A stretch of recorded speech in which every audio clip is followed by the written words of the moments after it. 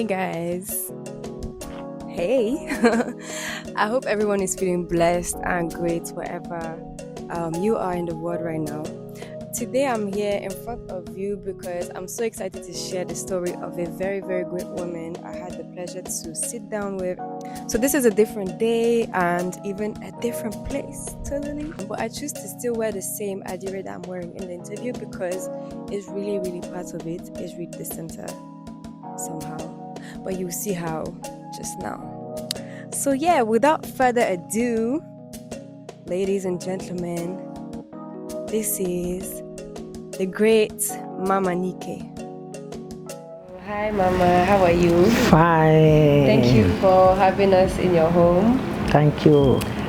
Can you start by introducing yourself quite briefly? My name is Chief Dr. Nike Davis Okundaye, the owner of Nike Art Gallery Lagos, Oshogbo, Osun State, Kogi State, and Lagos State. Okay. Can you tell us about your childhood? Like, how did you grow up? My growing up as a child, I was born into poverty. My father have no money. My mother was given to my father as like how they will just give you out for marriage. That is how my father's mother gave and there is no love in it. So my mother is never happy, but she died when I was 6, and I have a junior brother that is 2 years old. Then that is how my suffering started. So my great-grandmother raised me because my grandmother died when I was 7, and my great-grandmother is the head of all the craft women in the village, and that is how they start raising me by training me how to weave fabric, how to do adire, adire. Exactly. Can you explain to me adire? Adire means we do it and we dye it. Like what you are wearing is fish bone. So this is all stitched with, this is the inside, this is the outside. So then we have adire eleko, that is hand painted with chicken's feather. That one is done in Ibadan. Adire olokun, that is done in Lagos. Oluokun, that celebrate the goddess of the sea. That one is 28 design. So then we have adire from Abeokuta, which is Oloba. That is the one celebrating Jubilee. When the king and queen come to Nigeria, the Abeokuta make adire to welcome them. So adire is a popular work in Nigeria. For the northern Nigeria, they use adire with seed and dye it in the Indigo. The dye pit started in Kano 400 years ago. It's still there. Then in Oshogbo, it's called the home of Indigo. Oshogbo, Oshogbo saying Wuni law. So that Oshogbo is the home of Indigo, is the home of love. So there is adire there, they also do Indigo. Then in Cross River, they do stitching, adire.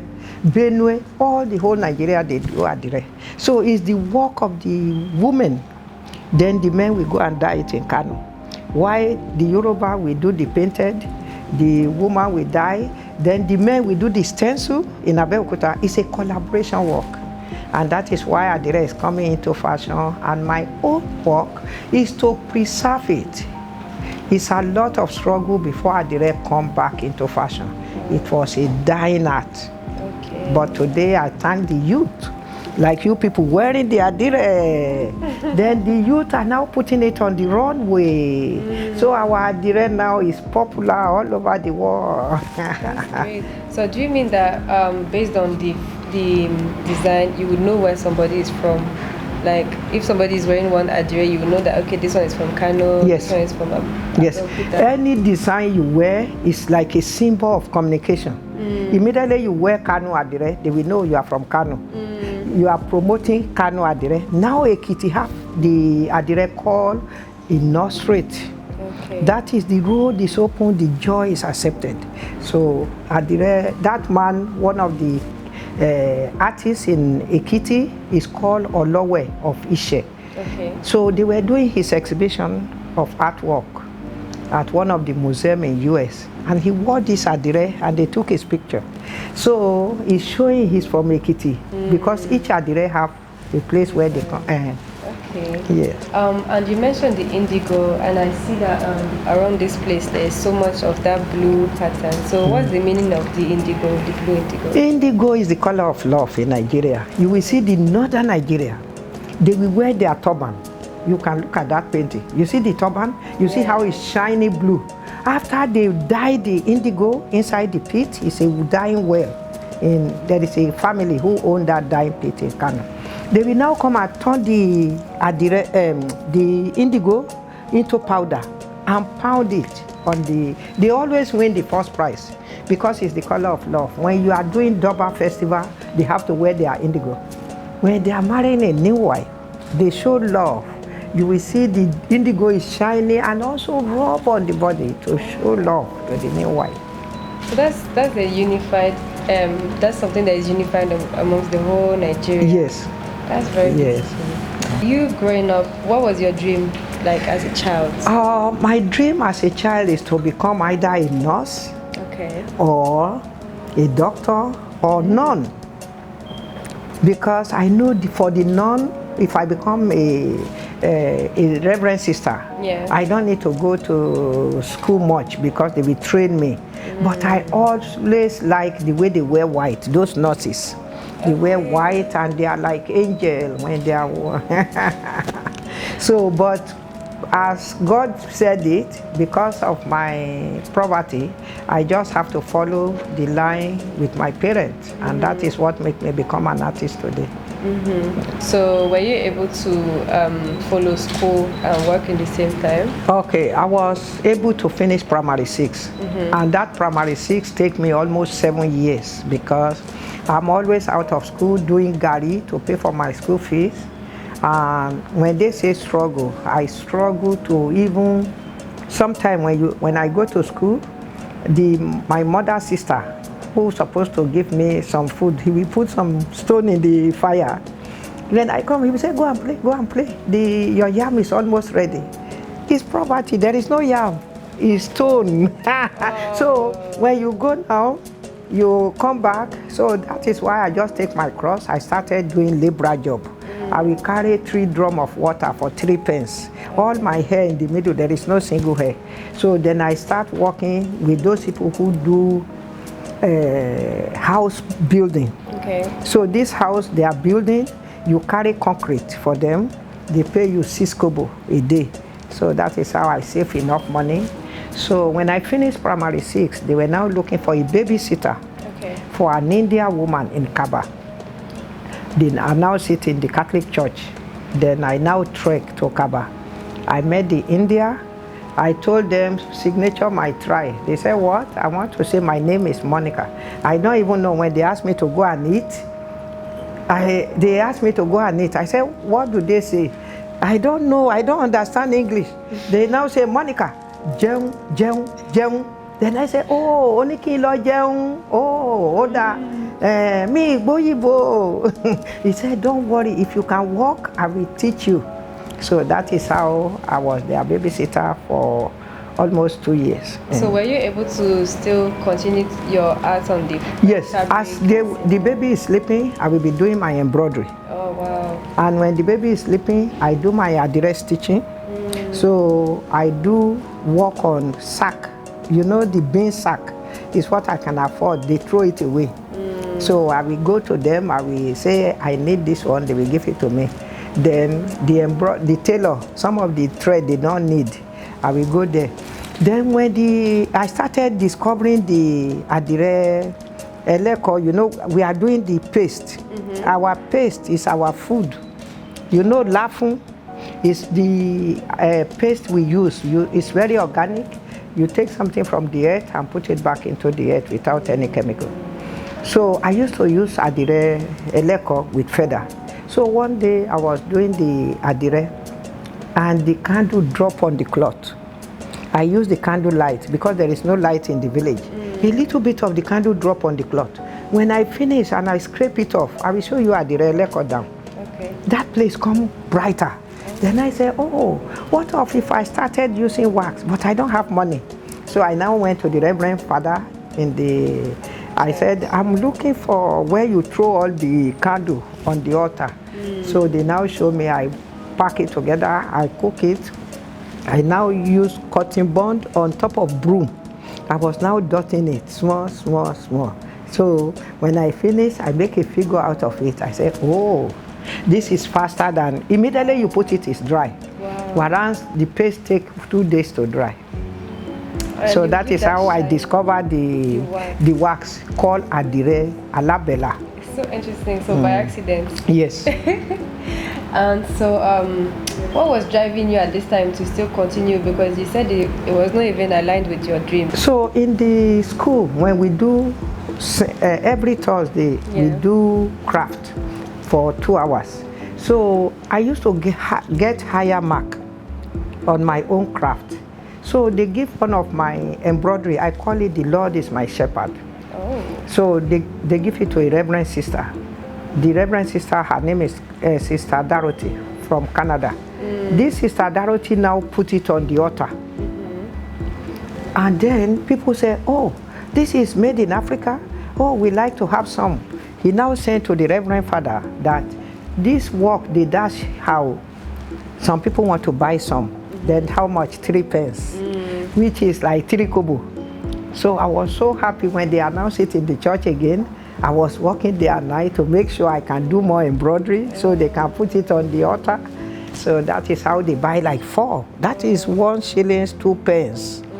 So that was motivating you. yes. So little by little, when I now went to Kaba to be doing babysitter, I was already making good money. But the money I was making, they are paying me £1, 200, 2 naira, 2 naira, not 200 naira, a month.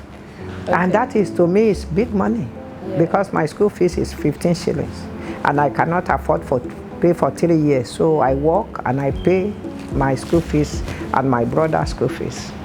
My village, I come from Ogidi, Ijumo, Kogi State, but I live in Oshogbo all my life. So I'm more Oshogbo more than Ogidi now because this is a place where I come and I went to the river goddess and I tell the river of Oshogbo, that is Oshun. I tell Oshun, I went to Mama Susan and I said, I understand you are the one who is worshiping this river and you are Oyibo, I want to be like you. Then he said, oh, what do you do? I now show her my Adire. He now said, this is what she come to learn in Nigeria. That she was already a painter before she come to Nigeria. So, but she loved Nigeria Adire. So she would learn that in Ede for 4 years before I met her. She come to Nigeria a year before I was born. Okay. Yes. I live in Oshogbo from 1966 to, I just come to Lagos in 1994. We built our house in 92 because we are one of the first people who have a land in Lekki. Wow. By then, Lekki land is very cheap. It's like 14,000. That's another one. Then they said, come 10 years later to come and build. So. Wow. What was the motivation to come to Lagos? Oh, because many people were not able to come to Oshogbo anymore because of security, this thing. And also, it's almost 3 hours to come to Oshogbo. And they only have weekend to come, and their driver doesn't come to work on the weekend. That is how I now say, let me take the art to them, because we used to come from Oshogbo to Lagos to come and hawk at the beach. I will carry the work. When I carry the work, they will say, come. What is this? We say, signature my tribe. They will say, what? We say, only alaworan, that one with figure. They will say, then I will say, you have an interpreter. So their driver may be the interpreter. So we now say, I will say, tell them we use this to do it. And so that is how we will be walking by the beach. Then some people will buy, some people will say, come next week, this is my address, bring this for me. So you mean that before people were actually traveling way, like they come to Oshogbo. They come to Oshogbo to see us. They also come to see the grove. That is where you have the forest. Okay. It's our shrine that people go to pray in those days. When you are a Catholic, you go to church. When you are a Oshun worshipper, you go to grove to pray. Was it popular? It's popular. Oshogbo now is a UNESCO heritage. Wow. Yes, the Oshun Shrine is a UNESCO heritage. Okay. Yes. And so how was the transition now when you came to Lagos? How did it change your life? When I come to Lagos, I still go to Oshogbo once in 2 weeks. So I go to Oshogbo because it's my headquarters. Because I started my gallery in Oshogbo in 1967 in my bedroom.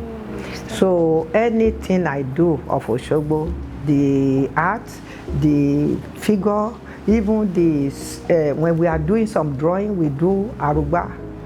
That is the lady carrying the secret for sacrifice to the shrine. Then we also do, the founder of Oshogbo is Laro. Everything I do is more of traditional symbols of what Oshogbo is standing for. Yes. That's very interesting. So your first gallery was actually in Oshogbo? Yes, 1967. Wow. What was your motivation to start a gallery? By then, I was one of 15 wives, and when people come to look at our work, we don't have a place to show it. You know, all the earth is dusty. Yeah. So in the morning, 3 of us are living in 1 bedroom. So we remove our mat, then we put the thing, because our room have a cement floor.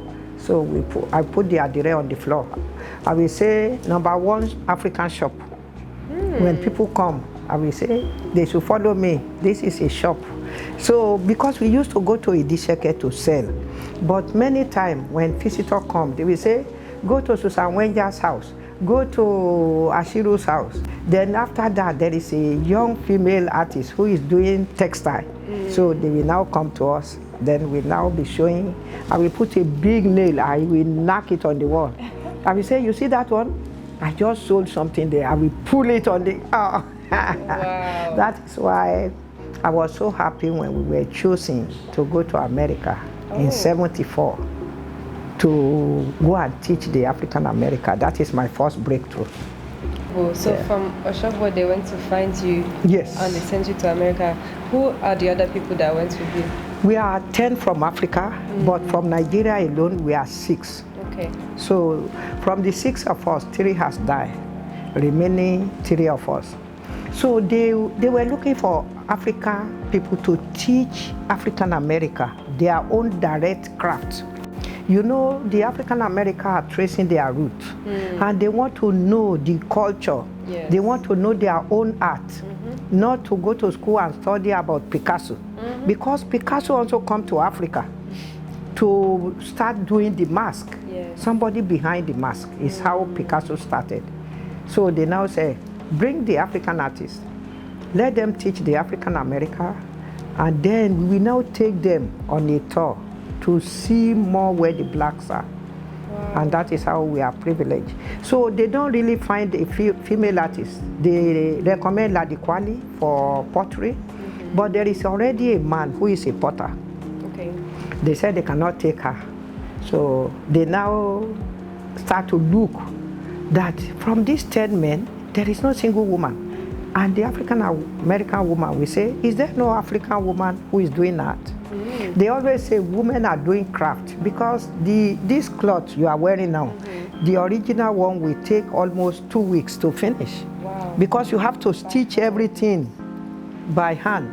So then they said the textile we are doing is craft. So they start to look. I will weave my own cloth, which is hand spun, hand woven. I take the thread, the farm, I remove the seed, I put it on the spindle. I know the whole process. Then after that, I will now come and put Adire on top of it. So they now say this one can do 2 things. It can do weaving, it can also do Adire on top of it. So then they went to a different museum of craft shop in America. And luckily for them, one of a friend of mine, Victoria Scott, her name is Enid. She's a director and the curator of Museum of Natural History. In New York. She have some of my work. She gave to the shop in 1970 to sell for me $1, $2. So they now find my work there. They now say, I think this one will be good. They now send my name to the State Department. And that is how they put me. I was so privileged and saved me. Where will I get money to travel? So So I told them, I said, for taking me to America, I will make sure I don't disappoint you. I hope you guys enjoyed this first part. I hope it brought you guys some knowledge and we spoke to a lot of you guys, and I hope it's going to be useful in any ways for you people.